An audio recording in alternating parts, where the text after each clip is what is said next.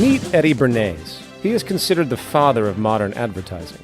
Most famous for turning the largely abhorred word propaganda into the fluffy, warm euphemism public relations, Bernays haphazardly took popular ideas from Freudian psychoanalysis and began to apply them to advertising campaigns.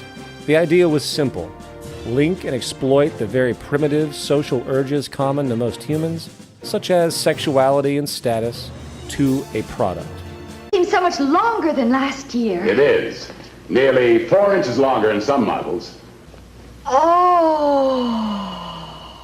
Goods were to become less relevant in their utility and more of a symbol representing one's identity or individualism, effectively turning mere wants into emotional needs. Bernays was a response to a growing call by industrial leaders to reprogram society and create a new consumer culture. Charles Kettering, director of General Motors in 1929, wrote of the need to keep the consumer dissatisfied. Wall Street banker Paul Mazur said, "We must shift America from a needs to a desires culture. People must be trained to desire, to want things even before the old have been entirely consumed. We must shape a new mentality in America." And it worked. Technological innovation in radio and television helped further this end by a saturation campaign throughout American society, which quickly spread across the world. Advertising no longer was about describing, say, the function of a good and its inherent integrity. It was now about social manipulation, creating inferiority, shame, guilt, and false problems that could only be resolved by submission to purchase. Over an 80-year lifespan, we watch 15 and a half years of television on average. 15 and a half years of having our brains liquefied and sodomized, zombified, and then glorifying products and nonsense. And that screws with us, because advertisements are assholes.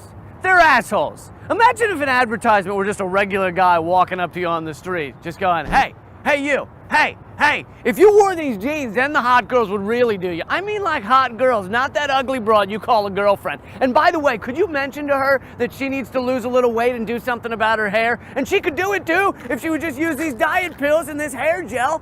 And by the way, both of you guys should probably be smoking these cigarettes and drinking this beer. Then you'd be really cool. Although your teeth are looking a little yellow, but we can fix that if you would just use this tooth whitening shit. And then the hot girls would really do you. And by the way, are you happy with your penis size? If you are, that's cool. A lot of guys are happy with fun size. Is that what you call that? Fun size? A lot of girls like that. I mean, I haven't met any, but I bet there are some. But if you change your mind, all you'd have to do is take a couple of these babies, and soon you would have to call up guys to help you carry your junk around like a train on a wedding dress. But how are you going to call your junk carriers with that crappy phone you got there? You should be using this phone with the swipey bullshit technology that makes other people feel like they're better than you just by owning this phone. And they are. They are better than you. Oh my God, all this stuff you need and don't have is making me anxious. Is it making you anxious? Is it? Is it? Is it? Are you anxious now? Are you? Are you? Are you? Well, then all you'd have to do is take a couple of these, and in 2 weeks' time, you would feel better than anything. Plus, bonus side effect, these pills also make your ass hair shiny and more manageable with extra bounce. Anyway, I gotta go, because your girlfriend just decided she looks pretty good in a vintage dress, and I gotta turn that around quick before she stops taking the Ambien Prozac cocktail I gave her, and then she'll stop shopping continuously in order to fill the void created by self-hatred, created by me. Would you hang out with that guy?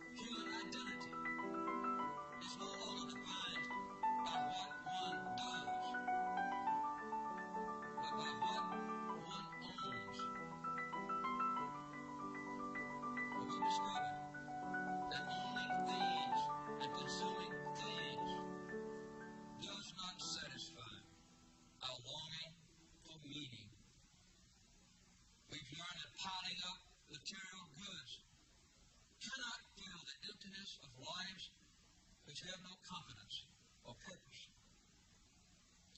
The symptoms of this crisis of the American spirit are all around us. This is not a message of happiness or reassurance, but it is the truth